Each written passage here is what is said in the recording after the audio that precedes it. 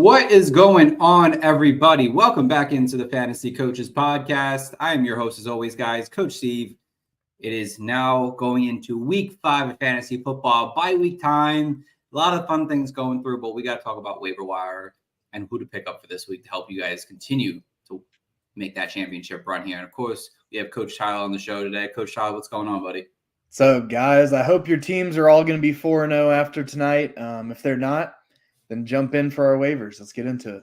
Absolutely. So we're going to waste no time here, guys, as we always do in our first show of the week here. And it's going to start off with injuries from week 4. Some interesting ones. One really, really bad one. Tyler Bidet, that's his name. Tyler Bidet, back injury. He was maybe potentially rising in that Denver backfield, but scary situation off the field on the sideline with him. I don't know what kind of – he went home with the team, so that's a good thing, but definitely heard some scary things about him on the sideline there on Sunday. Christian Watson, ankle injury. They say it's a high ankle sprain, but the coaching staff, he's going to miss probably only a week, but I guess we'll hear more as it goes on. Anthony Richardson, hip pointer injury here. Supposedly, if it was a playoff game, he would have been able to come back into the game. So the likelihood of him missing time, probably a week, probably not. We'll have to wait and see. Jonathan Taylor, mid-high ankle sprain. That probably is going to sideline him for a little bit. So that's going to be interesting. Rashee Rice, knee injury. I don't think it's been confirmed yet, but likely an ACL tear. Patrick Mahomes, go fuck yourself. Taysom Hill, abdominal injury. Cordell Patterson, ankle injury as well. So, Coach Tyler, anything you want to say about the injuries from week 4? Yeah, obviously we see some really bad ones. Tyler Bidet, Batty, whatever you want to call him. Scary situation. Obviously, I know that some people had thrown him on their teams from the waivers. Obviously, this is a situation that you want to monitor if you think that he is going to raise up that depth chart at all, raise up to your starting lineup. I'm not worried about the Colts injuries. They seem very adamant that both of them are pretty simple injuries. They said that Jonathan Taylor is extremely mild and that high ankle sprain. I think Sleeper already took his questionable /out designation off today. And then they're saying that Anthony Richardson's day-to-day. The Colts offense, honestly, gets kind of better with Joe Flacco under center, but the Colts aren't going to put Anthony Richardson on the bench just yet. They're going to put him out there if he's healthy. And so they're considering him day-to-day. I think that he plays this week. I doubt that he misses. Obviously, something to pay attention to. And then Rashee Rice, you just hate to see it. Freak play. Mahomes doesn't throw an interception there. Obviously, Rice is not – he doesn't have his knee destroyed. But Chiefs seemed very solemn, seemed very like they kind of knew what was coming. They just had to confirm it. So he's most likely an IR guy. If you have him on your redraft teams, there's a good chance that by the end of this week, you're able to drop him. If you have him on your dynasty teams, obviously throw him on your IR spot. But yeah, those are really the injuries that worry me. Watson with an ankle and not a hamstring, I'm okay with an ankle. If he hurt his hamstring again, we'd have a different conversation. Yeah, that would be a different situation. But he's probably going to be out a week, so we'll talk about some of those players there. In terms of Rashee Rice, because the players who are going to fill in for him are likely not the best waiver wire pickups, but who do you believe is the best guy to fill in for Rashee Rice without him on the field? I feel like coming out, I have a soft spot for Justin Watson. I don't think he can be the leading receiver there. But I feel like it's got to be Juju. He's the only guy in that room that's really kind of been a one before. Obviously, had a big downturn in his career over the past couple of years. Just about every pass that Mahomes has thrown his way this season, he apparently isn't able to catch. So we'll see. But if I had to take a bet on it, I would say it's Juju just because he's the only one to have done it before. That's fair. Yeah. I think Juju Smith-Schuster makes a lot of sense. I mean, he he was a guy like just 2 years ago in the Chiefs who had like 900 yards and I think it was like 6 touchdowns or something like that. So he has familiarity in the offense, and he has shown that given the number one role that he can produce for fantasy, or at least be, the backup to Travis Kelce. And, thank God Travis Kelce did better. Oh my God. Question of the day. Hey guys, remember I told you about my worries for Pat Mahomes? I think it's now safe to play Justin Fields. Yeah. I mean, that's 100% true. I mean, I can't lie about that. Mahomes does not look good right now in fantasy. I know I'm making changes with Mahomes in my lineups right now, trying to scramble and figure out what I'm going to do, because Mahomes right now is tough. I mean, I don't know what it is that click him in the right direction. Maybe you just need the playoffs to get here, or I don't know, the Super Bowl every single week. But yeah, Fields was great. I hope you started him. Maybe you didn't, but I hope you did. So I'm sure that changed your outcome of your game. So, all right, let's get into some keeper cut. Couple players here. Sean, go through too many this week. Mark Andrews, another 0-point game, 1 target, under 10 routes run. Are we keeping or cutting him? I feel like at this point he's so close to a cut. But the Ravens and Harbaugh just keep exuding this confidence in him that he's going to turn it around and he's going to get on the right track. I have to keep him for one more week just to see, but it pains me that, Mark Andrews was a top 3-4 drafted tight end this year. And we've been talking about him basically since week 2 as a possible cut candidate, and it's becoming a lot more of a reality. Yeah, I'm not going to drop him still, but I'm going to look for another tight end to fill in for him. And if I have to hold him on my bench for a few more weeks, I will do that. Again, it's hard to argue for it, but Jackson has thrown the ball 15 times in each of the last 2 games. That doesn't really give up a lot of confidence for a player to see a big workload. I know he has had big target shares in this offense before, but 15 attempts, back-to-back games, it's really hard for a player to get going on the field outside of the backfield and Lamar Jackson right now. So speaking of that, let's stay there. Zaya Likely, keeper cut. I didn't put him on the list, but I'm going to keep him. Obviously, this tight end room is this whole receiving core is kind of funky. Yesterday we saw, I think Justice Hill was the leader in yards and receptions, followed up by Derrick Henry, which is never really something that you think you're going to hear. Right. Derrick Henry being anywhere in the top 2 of that kind of receiving conversation. But I'm going to keep Likely just because if there's anyone that's going to make it out of this tight end room, I feel like it's him. He's obviously the uber athletic one. But the receivers, we saw, what was that, 1 for 6 targets to receivers last night, 2 to Zay Flowers, 3 to Nelson Aguilar, and then 1 decently long pass to Rashad Bateman. So I'm going to keep Likely just in the hopes that when they have to throw the ball more, he's going to be the one to get it. That just seems like sort of the formula for the Ravens now. Yeah, I mean, I'll hold on to him for 1 more week and then see how we go. But I am also looking for another option at tight end overall. Question in the chat here. Which of these rookies should I keep, Rome Odunze or Keon Coleman? I'm going to keep Odunze. Yeah, I'm going to keep Odunze too. I think the opportunity for that passing unit to get better is going to progress as the season goes on. Coleman had a couple nice catches last night, but there's not going to be a situation where the Bills, I think, are going to be in catch-up mode constantly. And I feel like the Bills have their offense figured out where they're going to run the ball, throw the ball to Khaled Shakir, get a couple of passes out to Don Kincaid, and then everyone else is kind of filled in as we go here. So I think Rome still has a great chance. You have Keenan Allen.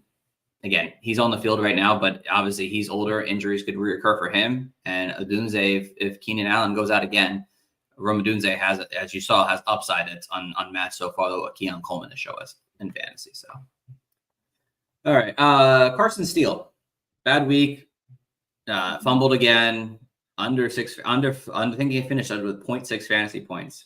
Keeper cut. I'm going to cut him.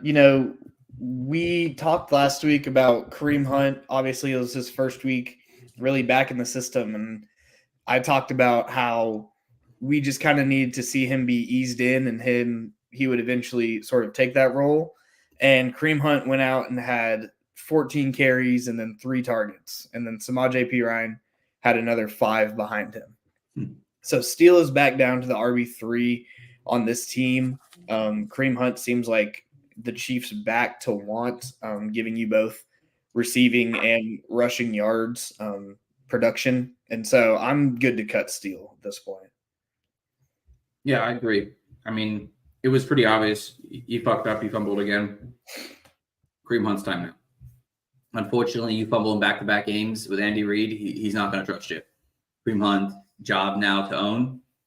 So if you had picked Kareem Hunt up and you held him through this Carson Steele week 3, you have yourself a potential RB1 because they're going to need to run the ball a little bit more now. They don't have any wide receivers. And they're going to need people out of the backfield to catch the ball as well. So, yeah, cut Steele. Alexander Madison, keep or cut? Madison, I'm kind of okay cutting him. Ooh, interesting.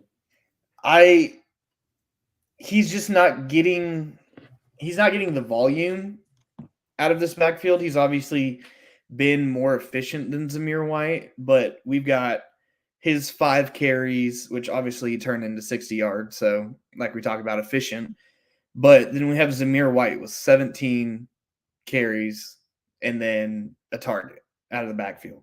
And so I feel like I really don't want either of them because I can't trust that Madison's going to get the volume to consistently put up the numbers.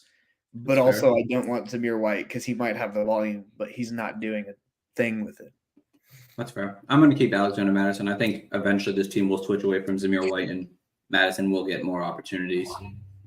Zeke Elliott, really shitty game. Under 3 fantasy points, I think, in week 4. I'm cutting him. Yep. He's more there for the fact that he was a Cowboys great in this era. And, we're seeing Hunter Lupecki go out, their fullback, score more fantasy points than him, and I think back-to-back weeks. So yes. I'm okay cutting him. Quentin Johnston, after that really strong week 2, I believe it was week two. Yes. He caught a touchdown in week 3, 1 catch for 9 yards this past week here. They have a bye. You hold him through the bye week. I'm not personally, just the way that I feel about Quentin Johnston. I don't think he's really that good of a receiver. Blind squirrel finds a nut every once in a while, and that was his week 2 game.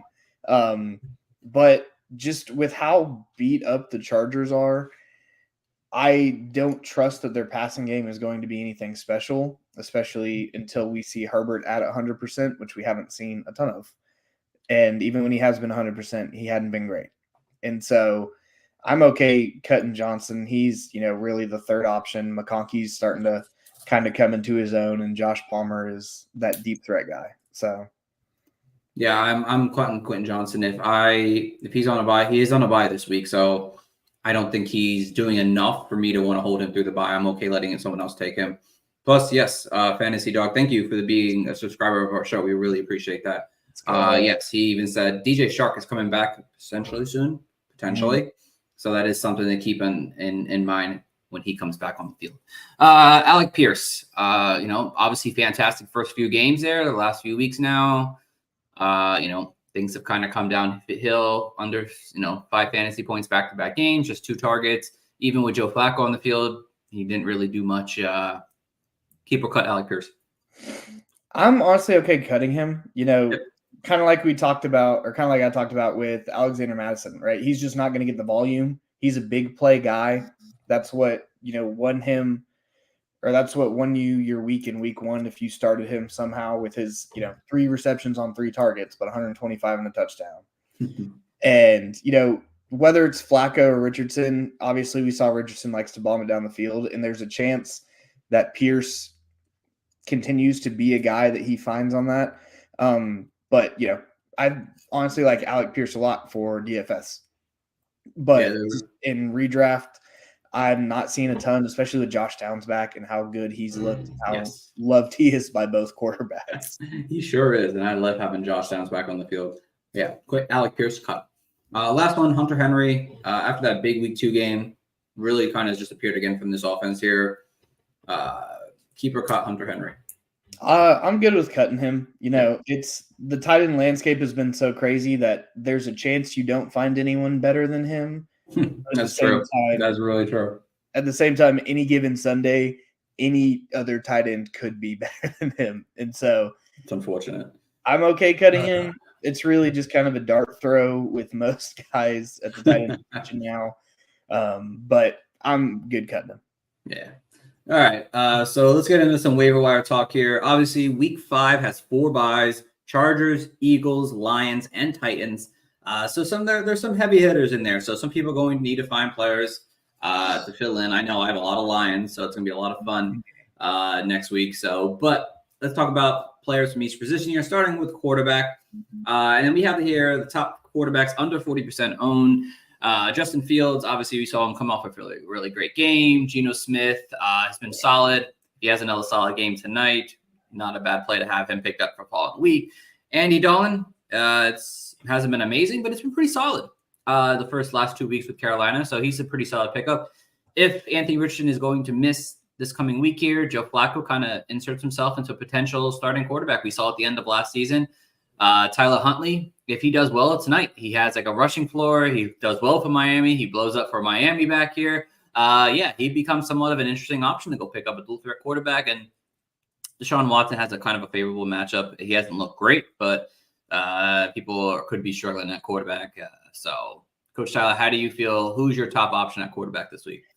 Yeah, if Flacco plays, it's really hard not to pick Flacco against that Jacksonville secondary.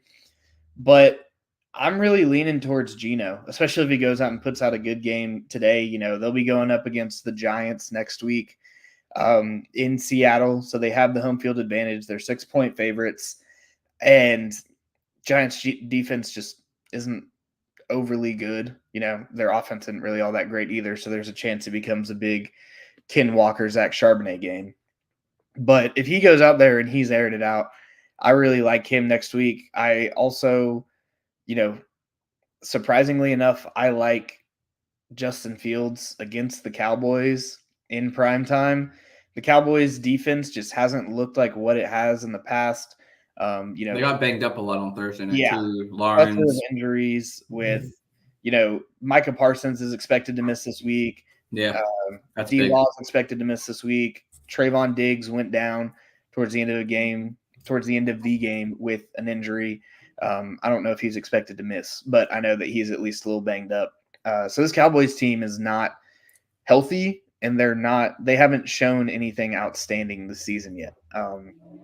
And so I think that Justin Fields not having to go against DeMarcus Lawrence and Micah Parsons is going to have room to run. And I think that he would be a great option even against this supposed stout Cowboys defense. No, absolutely agree. Fantasy dog, yeah. Top 4 picks are good pickups. And yeah, Sam Donald, yeah. If Sam Donald's still sitting out there, he'd be my number 1 pickup, but he is like between like 50 and 60% owned. Obviously you saw what he's able to do this week again, having a fantastic outing. Definitely someone that you want to pick up if he's still available over these guys. And then for dynasty rosters, Drew Lock, Mac Jones, Joe Flacco, picking up some of these backups now to hold them on your dynasty roster. So definitely should hold on to that. So let's get into a question here before we get to running backs here real quick from Cameron. Hey guys, I'm 1-2 on the verge of 1-3 tonight. Is there something I can do to change my team here? 12-man PPR, Chase, Gibbs, Jacobs, Kamara, Mahomes, Kincaid, Deontay Johnson, Adunze Worthy, Hopkins, Chuba, Jameson Williams. Unfortunately, I like the team outside of Mahomes. Fantasy Dog's right. Yeah, Mahomes. Yeah. I mean, finding a different quarterback right now and, dropping, I don't even know what I consider dropping, maybe Hopkins right now and looking for another backup. If you can find one of these guys and start him over Mahomes. I don't know how you feel anything different, Tyler.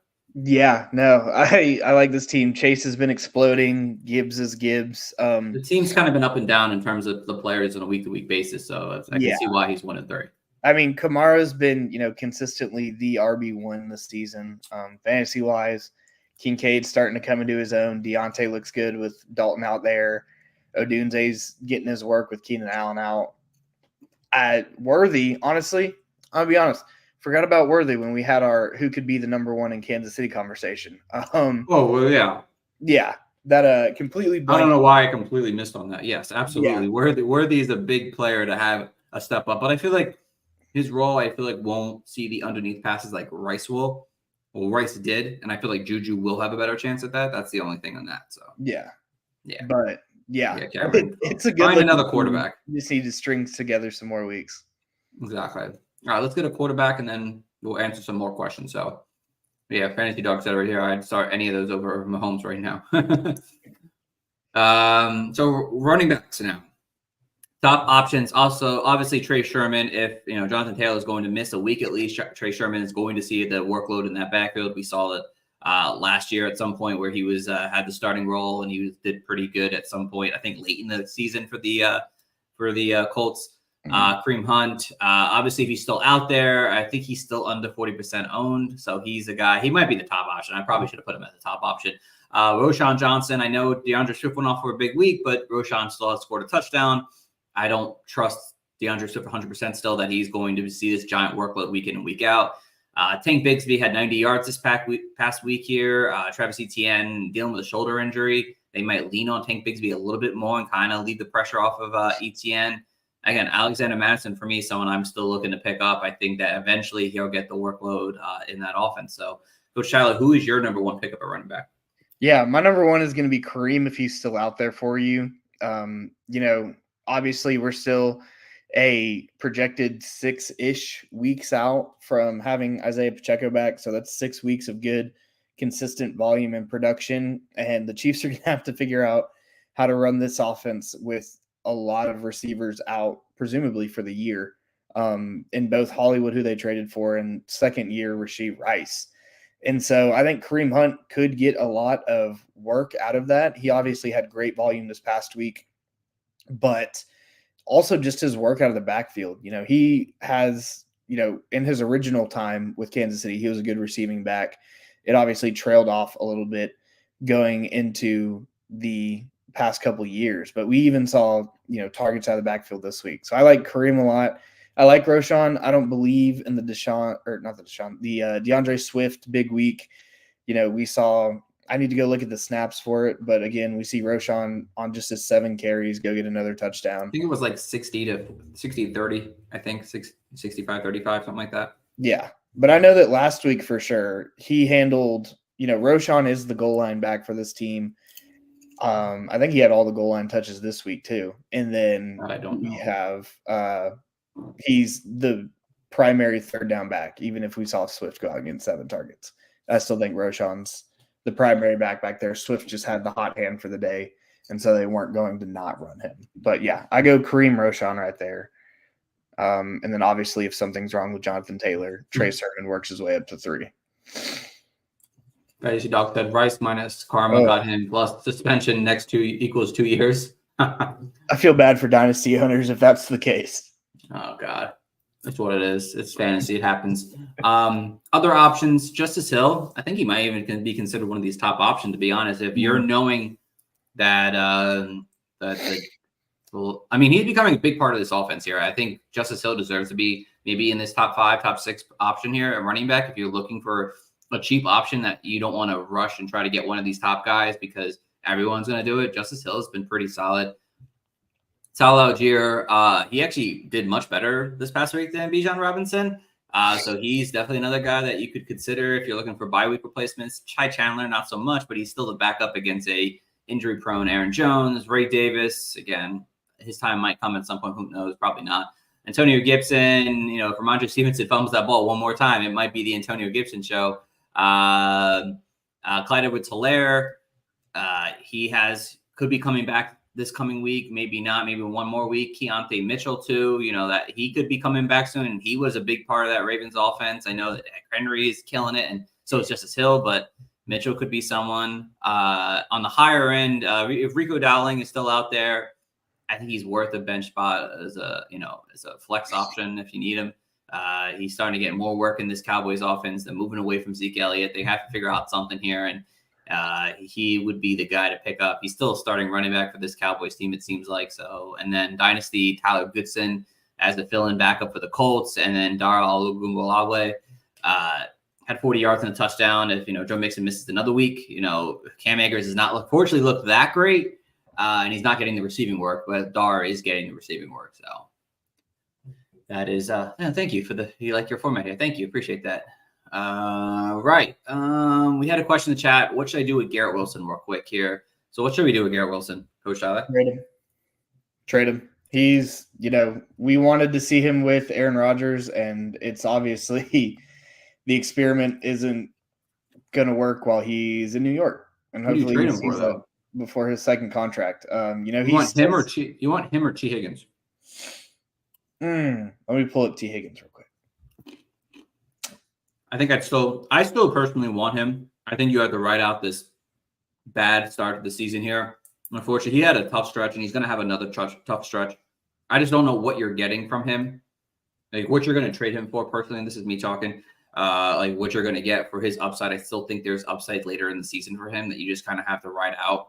Maybe bench him a little bit and look for other options. But I think I'd still rather have he has T Higgins as my flex already. So he has T Higgins on his team. So not a great example, unfortunately. Michael Pittman Jr. Big week. Do you want Michael Pittman Jr. over Garrett Wilson? I want Michael Pittman Jr. if I know Joe Flacco is starting. I don't want everyone wants Michael Pittman Jr. Joe Flacco. I don't want Michael Pittman Jr. if Anthony Richardson is starting. I will find another one. And we also saw, the Jets haven't been protecting Aaron Rodgers all that well, and we saw him kind of come up limp those last couple drives this past week, and he was favoring that Achilles heel, and so there's a chance that he re-aggravates something doesn't feel right, and then we're trying to figure out not only how this Jets offense can work well, but also how it can work well forcing Rodgers out there to do it. Of course. Would you trade?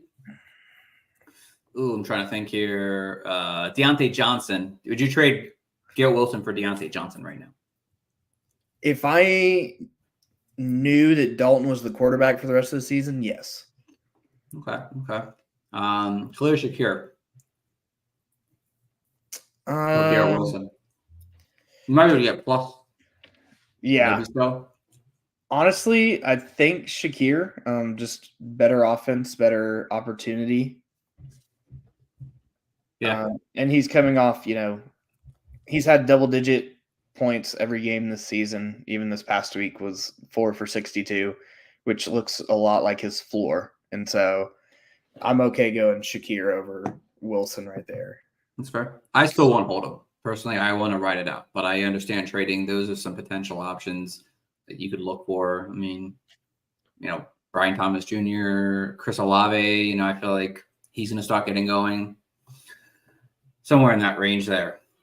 Let's answer one more question before we get back to our waivers real quick here.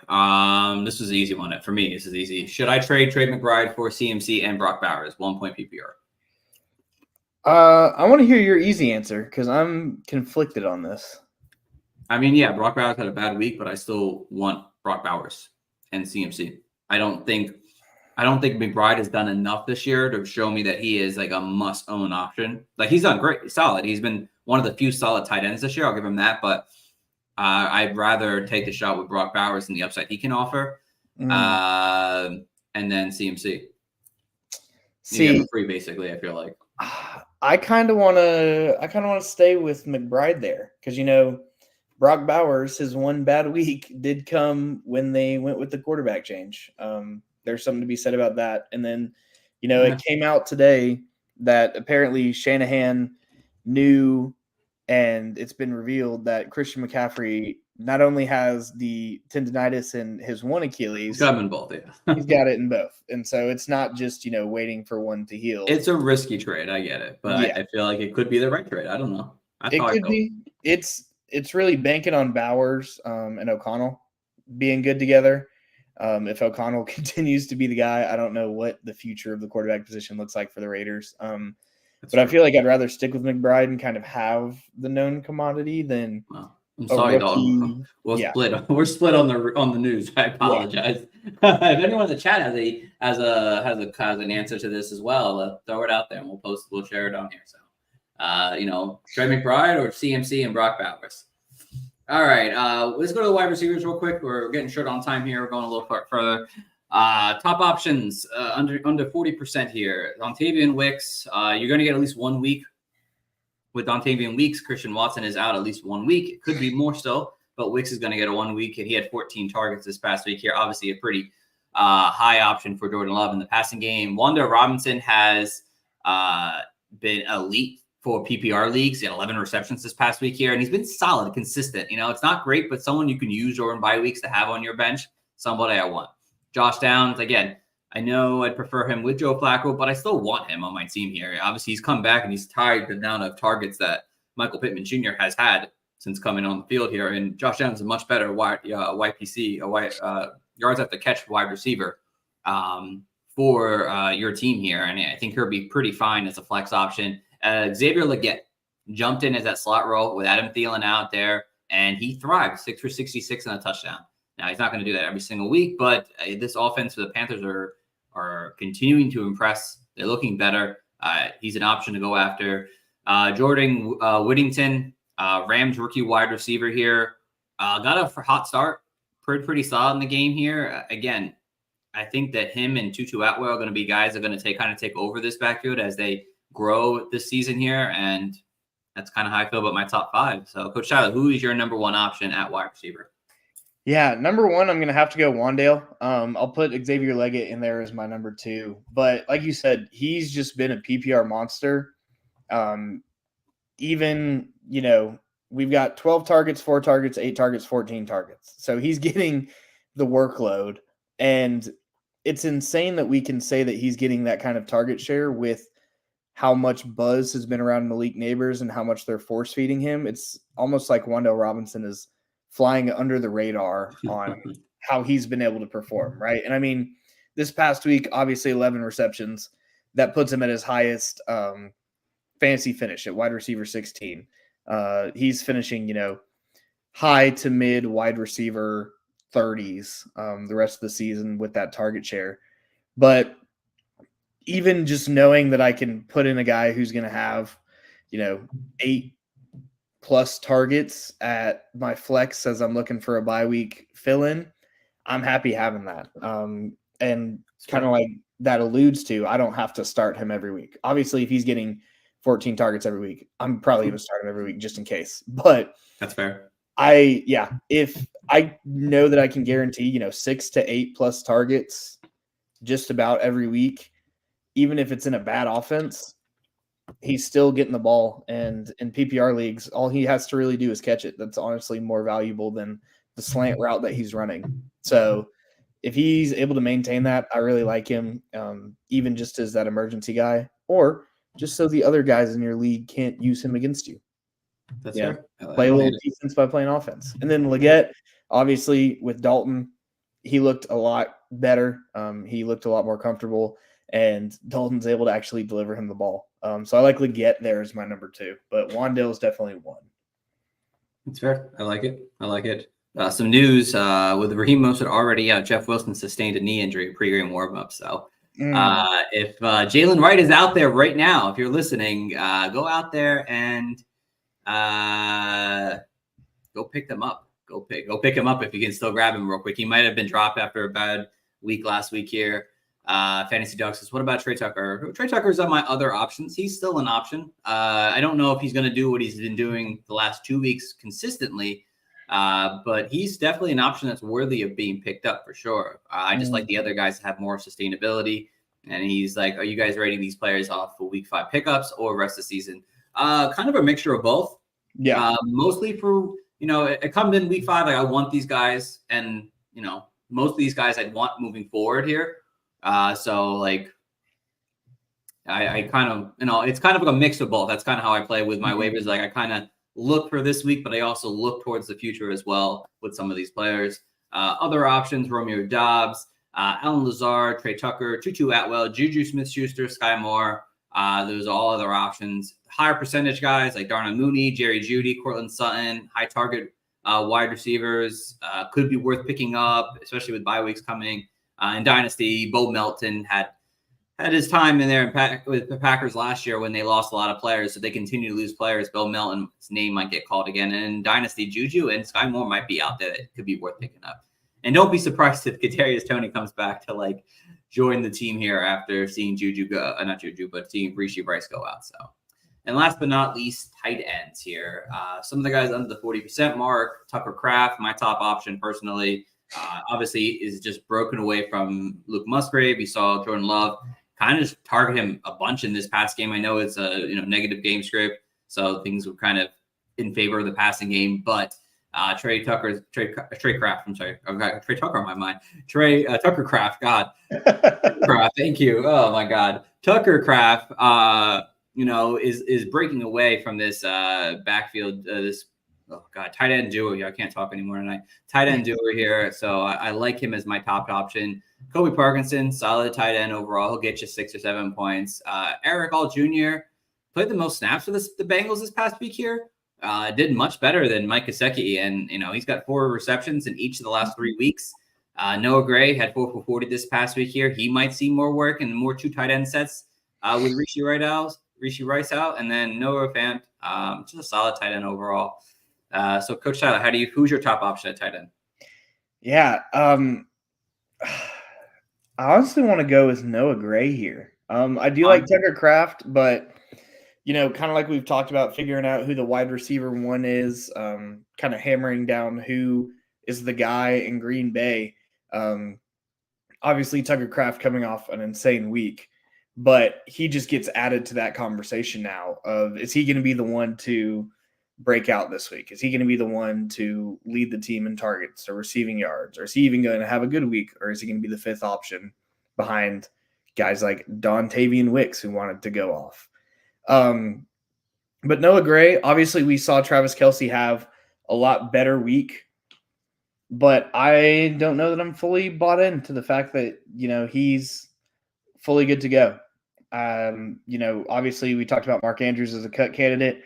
Kelce's not in that range at all yet, but he's not looked like vintage Kelce. I think the Chiefs are going to have to continue to rely on this passing game, even if Kareem Hunt comes out and does some great things.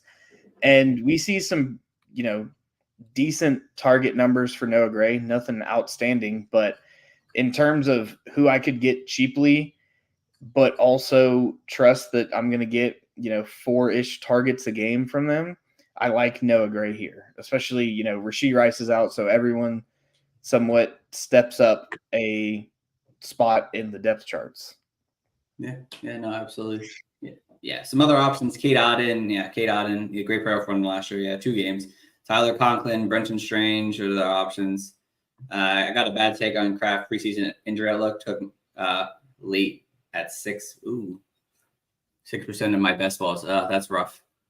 Kate Otten does play all the snaps, yes. He just doesn't get the targets for me to trust him completely. So, but I get it. He looked better the last few weeks now. I have given him that. Then if Zach Ertz is still out there, I think I'd rather have Zach Ertz right now. He's just a solid player to have as a tight end if you're still looking at tight end right now. Doing better than Mark Andrews. So anyone that's doing better than Mark Andrews is pretty solid. So, but that is going to wrap up our waiver wire segment for the night, guys. We do have a question from the chat here. My running backs, Alhar, Kamara, Ford. My wide receivers are London, Rice, Neighbors, Godwin, Pittman, Deontay Johnson, and my tight ends are Bauer and Goddard. Would you trade Goddard for Dobbins? Yes. I feel like Goddard's been good, but I feel like because Philly's on their bye this week, so they're going to get healthy. Yeah, they're going to get healthy, and Goddard's numbers obviously skyrocket whenever one of Devonta Smith and AJ Brown are out.